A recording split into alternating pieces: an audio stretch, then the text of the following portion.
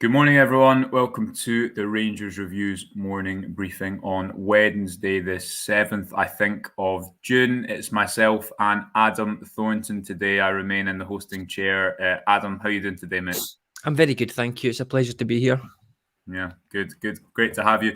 Just before we get started, folks, a reminder, thanks to everyone that has signed up to the Rangers Review member section on the YouTube channel. You've already got 2 extra videos this week. An extra benefit is you get to watch back these morning briefings advert free because they'll be uploaded into the members section at some point this morning. So if you're watching it back, if you maybe don't watch live, that's an added perk. You can join by going to the homepage on the YouTube channel. And as well, remember today's podcast sponsor, brought to you as ever by Seneca, the #1 place for hair restoration in Europe. If that is something you're looking into, Seneca is the place to go. All the relevant links are in the description. Right, Adam, one place to start. Jack Butland's confirmed as a Rangers player yesterday. Myself and Stevie spoke about it yesterday morning when it was kind of official but not confirmed, if you will.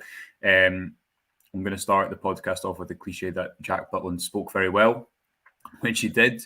But I actually thought he did. You know, footballers aren't always the most interesting people to hear interviewed. But I thought you can only gauge so much from these things. But I thought he sounded very hungry and happy to be here.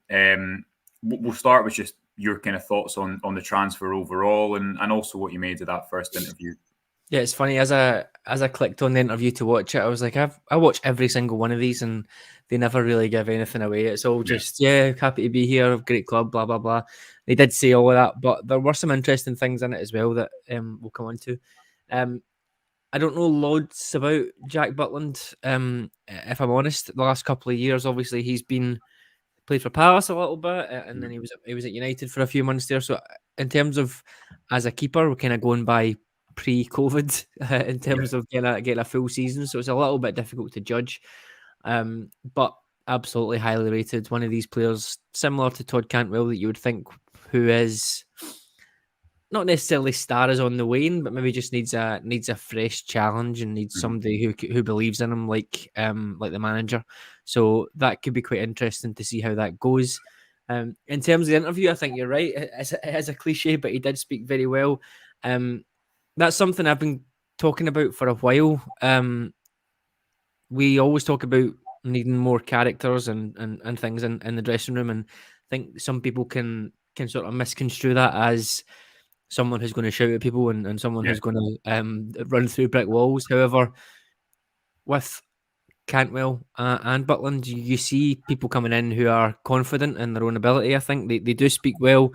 They talk about things on a more sort of deeper level in terms of how they want to play, maybe issues they've had at previous clubs, etc. And it feels like they're coming in as sort of solid characters. You compare again, I've said this before, but I don't know about you, Joshua, but how many times did we see Ryan Kent, Glenn Kamara, Alfredo Morelos, Joe Rebo at a pre or post-match press conference?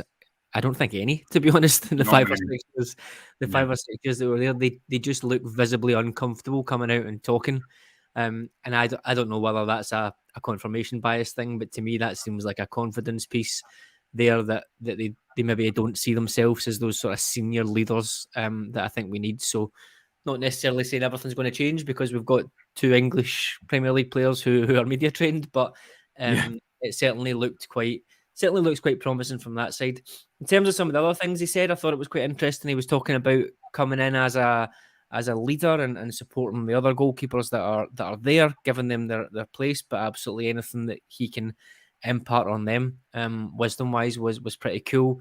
And then he mentioned, I don't have the exact words, but he mentioned something about being able to show his qualities that he maybe hasn't been able to show. Yeah, and that's interesting. I wonder if that means he wants to actually play a bit of football. That's what it's hard to. The thing is with Butland, you know, goalkeeping analysis, I think is obviously a nuanced topic, but at the best of times. But when a goalkeeper hasn't played for a number of years, it's more difficult to go and judge that, I think, without having really good numbers on it. What you would say about him is, I don't think it's going to be a question of quality, and it's maybe similar to Cantwell in that respect. And maybe one of the interesting comparisons, Adam, is, you know, Cantwell came up the road having not scored a goal or an assist in 2 years, or recorded an assist in 2 years, and he started when he started at Rangers. His first couple of months was in that kind of deeper role, and we saw the other side to his game, which was impressive, which was about kind of industry and applying all the other qualities that maybe through no fault of his own he's carried the reputation that he doesn't work hard, which could be further from the truth. And then when you do see him play at the top of midfield, I think he finished the season with 6 goals, and I think you'd be confident that would be a relatively high number if he's given that freedom in the league next season. So it's important to I guess not just look at a stat like Cantwell's not scored in 2 years, he's not going to score here. Similarly, Butland hasn't played. There's obviously reasons. There's context to that. But at 30 years old, he could quite easily have chosen an easier gig if he wanted to go and sit on the bench at Man United, but he's not. And I think that probably, again, it is slightly cliche, but if Rangers can get a number of hungry players in who have a point to prove, who can kind of be that new spine of the team and drive this next rebuild that Michael Beale is kind of undertaking, that has to be a positive, doesn't it? Oh, you've muted. You've muted there. I was thinking, what's happened there? I hadn't actually realised until his posts yesterday that he's a Man United fan as well. So that adds a bit of significance there as well. If they were wanting to keep him on, and he said, "No, actually, okay, it's more well." It's a difficult thing, isn't it? I assume that's a 1-year contract on more money. He's coming on less money, but he's got a 4-year contract. So I guess security-wise, it maybe balances out there. But you're right. Someone who wants to come in and he still feels like he's in his prime for a keeper, or probably even just coming into his prime, and he's ready to go. The Cantwell thing is interesting. I think it just shows how much like we can look at players, or you can even scout players. I doubt even the best scout in the world would have thought that Cantwell's output in terms of goals and assists would be where it is from based on his career or based on watching.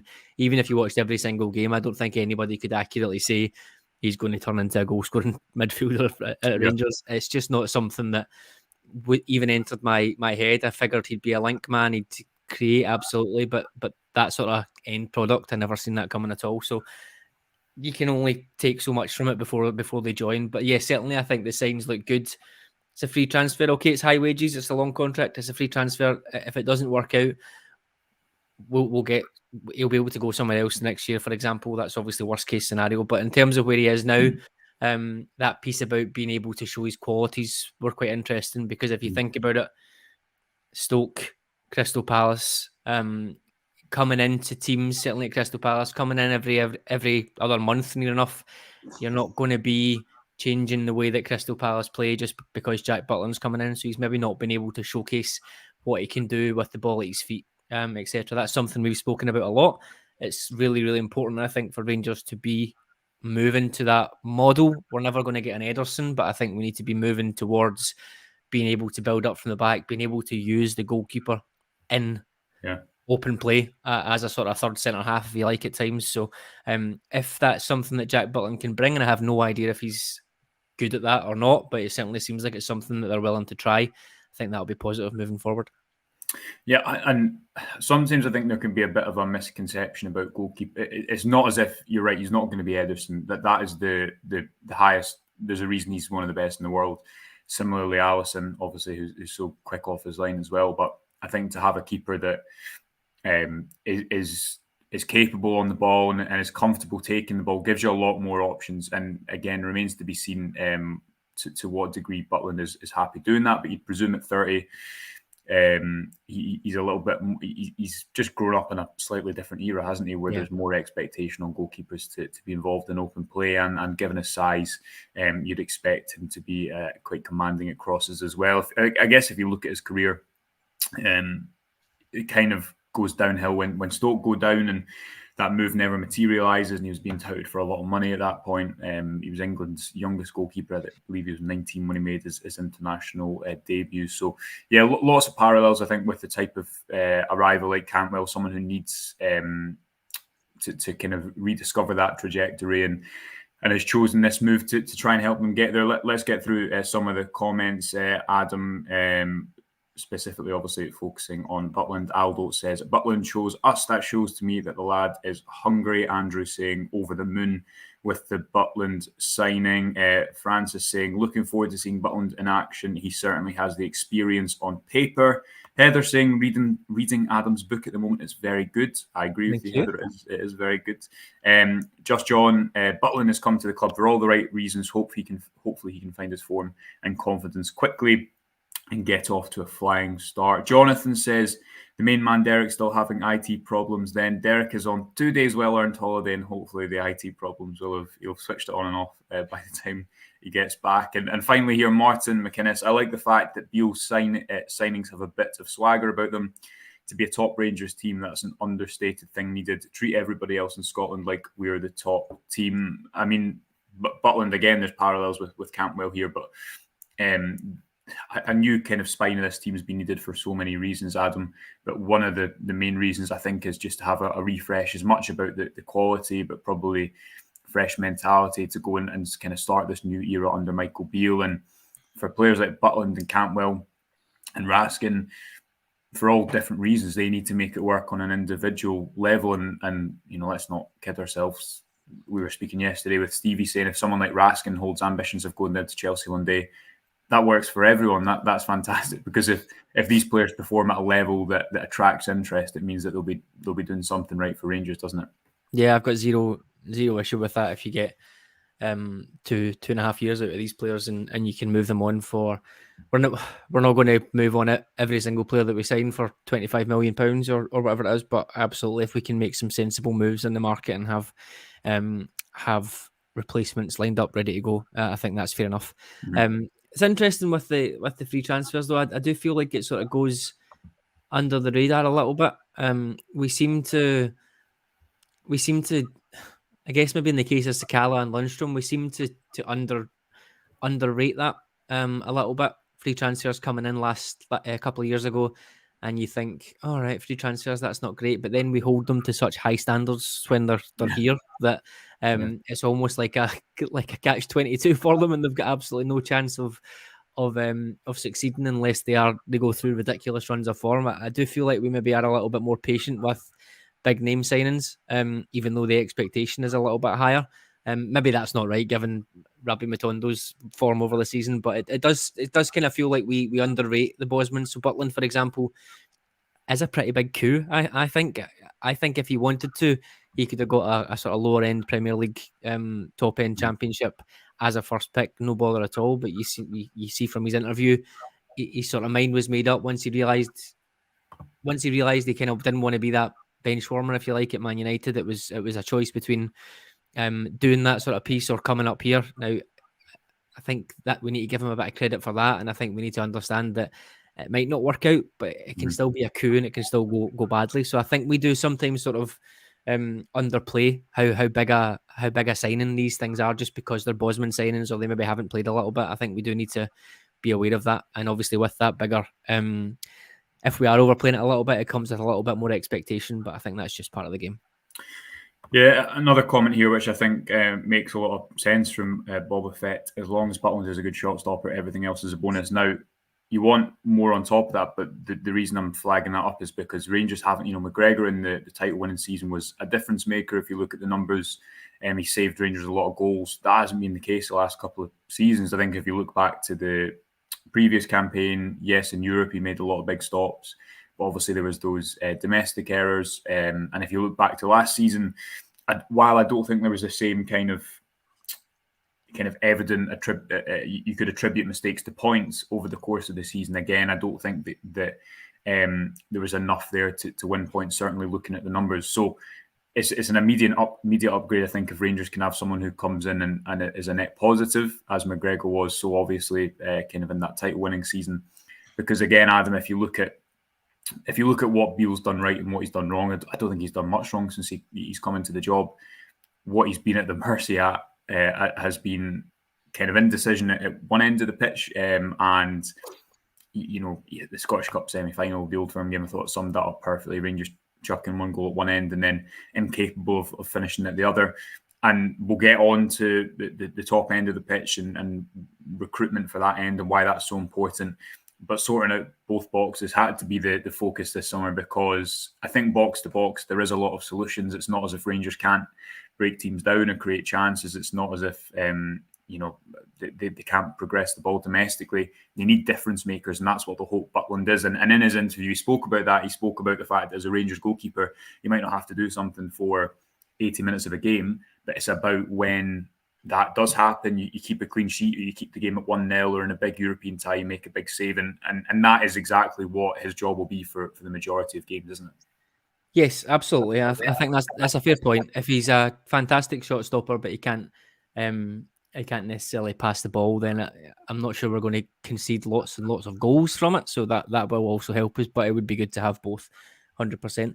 It's interesting though. I think with some players that we almost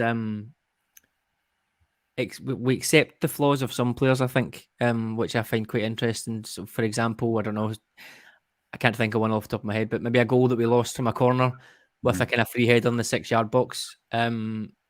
Last year, we'd be lambasting whoever it was, Tavernier, Goldson, etc., that missed the header. Whereas 9 teams out of 10, their keeper is going to come and claim that ball. Now, McGregor didn't do that, but we never, because it's not an obvious mistake by a goalkeeper, we never say, why didn't he do that? Whereas you see with Robbie McCrory, sometimes he's coming out and claiming the ball, other than the Hibs game, and it's almost like it's not a crisis because he came out and got it anyway.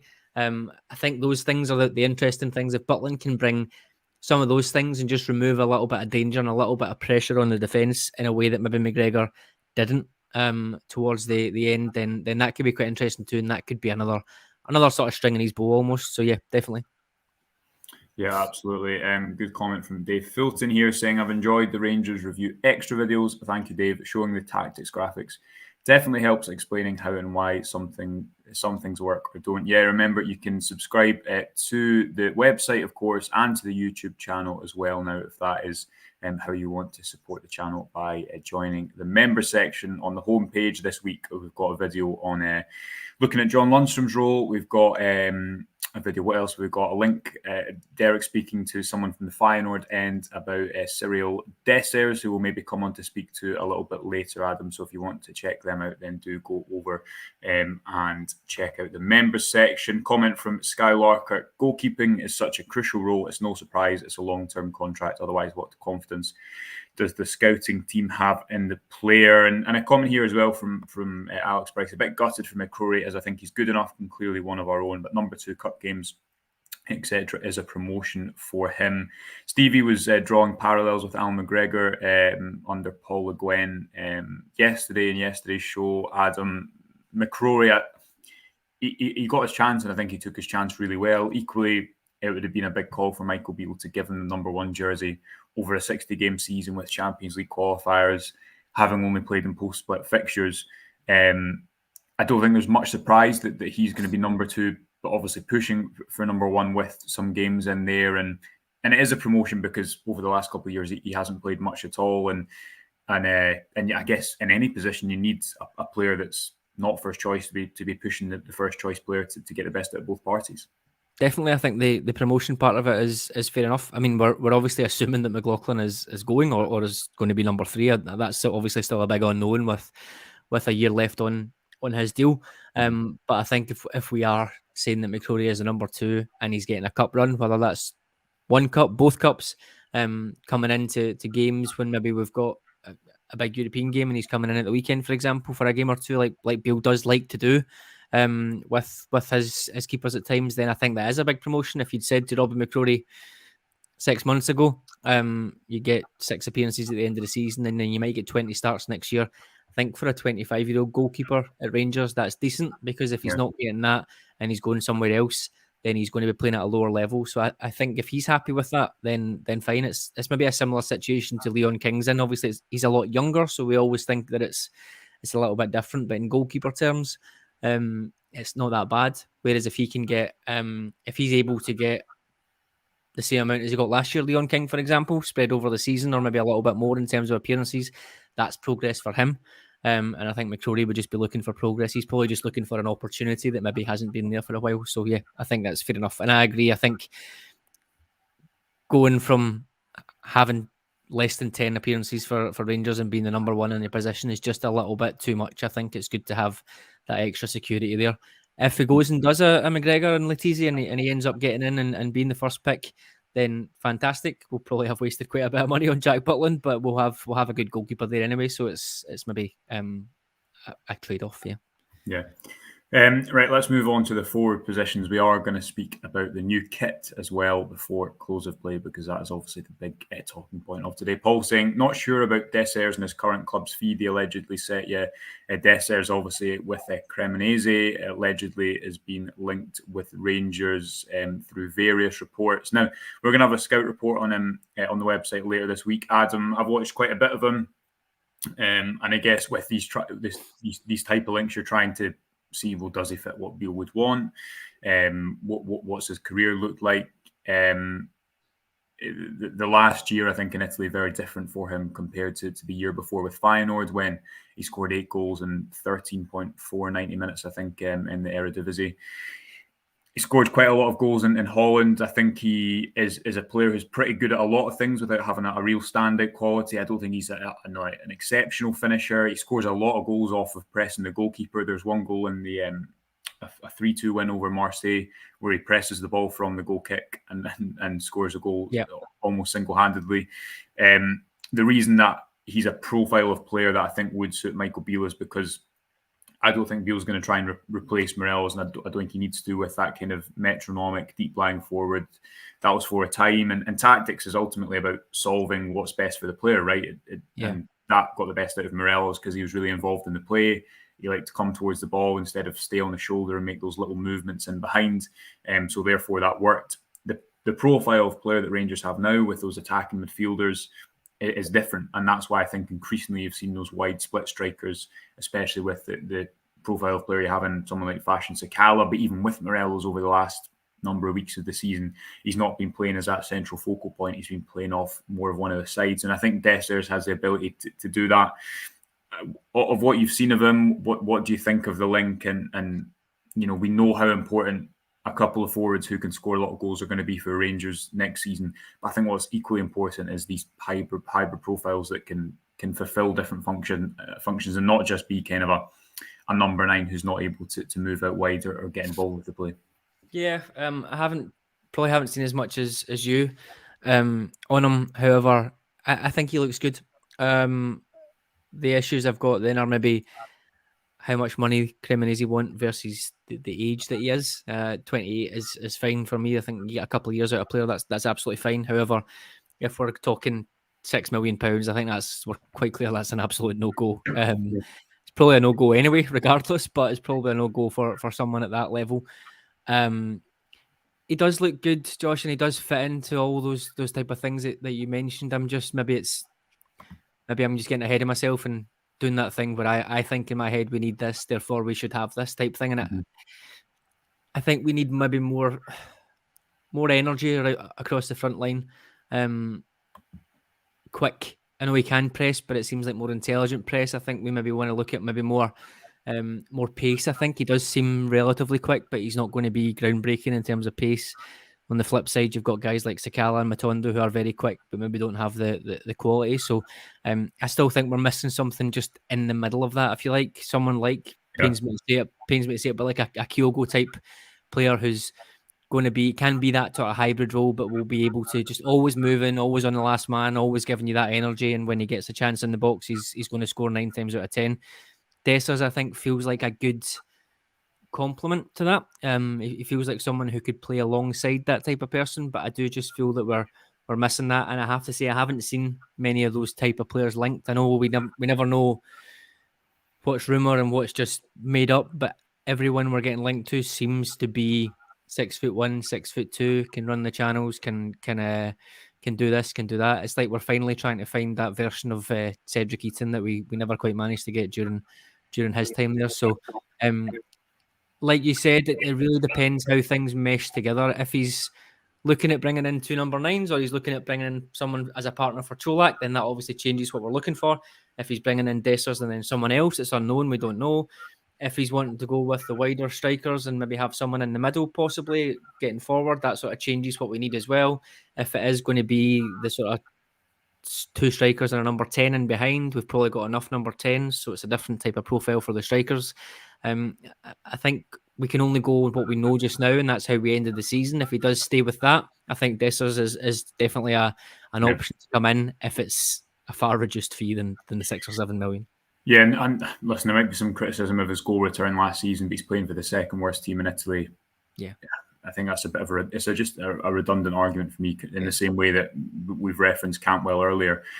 He scored in 13.4, as mentioned, 90 minutes, 8 goals for Feyenoord. I think you'd be confident that he could rack up a pretty good total in Scotland. As mentioned, and we go into greater detail on this in the scout report, I don't know if he's the type of player that's going to get you 25 goals.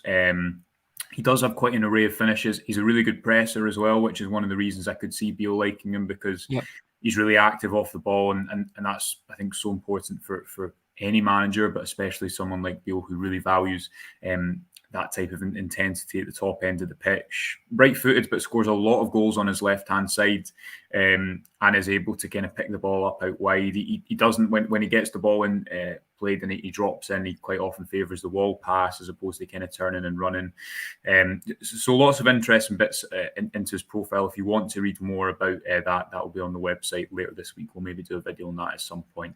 What I did like, Josh, was the way that he kind of receives the ball. I mean, it's, to me, we don't want to hark back, but it's really easy for, I think, to kind of provide a bit of context based on previous players. He felt a bit like Daniel Kuzan to me in terms of, I guess, the profile and sort of how he moved, and his finishes, etc. Did feel a little bit like that, but there was a certain move that he did when receiving the ball back to goal, and he does a little swivel. I think he scored a left-footed goal that was pretty powerful. Feels a little bit like Moles, obviously not to that level of being able to bamboozle people, but just someone who can bring it in and swivel and score. That's not something that we've really had effectively fashion a chance for himself. So yeah, it'd be interesting. And like you said, I think it's probably fairer to judge Feyenoord domestically, fair enough, but we know poor strikers can score lots of goals in that league. We've seen that over the years, but I think the Conference League against quite a lot of teams that we've played against, scoring in that is probably the level that we're looking for when we combine it with Europe. So yeah, I don't have any concerns about last year. Like you said, that's a bit of a misnomer given Cremonese are not great and went straight back down again. So yeah. Big question, Adam. Greg Simpson raises it. Ready for all things Rangers. I want to know what everyone thinks of the new strip. I'm going to give you out of 10, Adam, what are you giving it? Oh, I'm not. I know, that's what I've given you. Right, okay, blue. Yeah, it's blue. It's got a bit of red, a bit of white. That'll do for me. No, in all seriousness, the first pictures that came out, I was like, that looks a little bit faded, but I guess it's never going to be that way, isn't it? Everybody just gets completely wound up about it. It looks fine. It looks good. It's nice and simple. They've not done anything drastic with it. I think they'll probably wait for the third and fourth kits for that. But yeah, it looks fine. Nice and plain. I like the collar on it. I like that it's not a round neck and it's not quite a V-neck. It's just in between. Yeah, it's fine. That's all you're getting out of me. Things like strips and squad numbers and boardrooms and things. Yeah, as long as it's all okay, I'm okay. I'm giving it a 7 or an 8. I quite like it, but we've got real contrasts from 3 and 4s to 7, 8, 9, 10. No, I would say 7 or 8 seems fine. Yeah. Simple. I prefer that. So it gets my vote. But yeah, 7 or 8. I think we're both in agreement on that. But we'll leave it there for today. If you want more Rangers review content, you can get an extra 3 to 5 videos a week by signing up to the members section on the website as well. Sign up, on the YouTube channel. If you sign up to the website, you'll get content every day as well. Today we have Stevie Clifford's excellent weekly column speaking about Jack Butland, where Rangers are up to in the transfer market and what he is thinking about it. Lots more content to come, from a scout report on Des Ayres to a bit about the Jack Butland story, speaking to some of his ex-teammates, and amongst loads of other stuff that you can find over there. So do support us on the website and on the YouTube channel as well. Until then, thanks very much to Adam for joining us. Derek you'll be glad to know, be back in the hosting chair tomorrow if his IT issues are solved. But until then, thanks again for joining us, and we'll speak to you soon.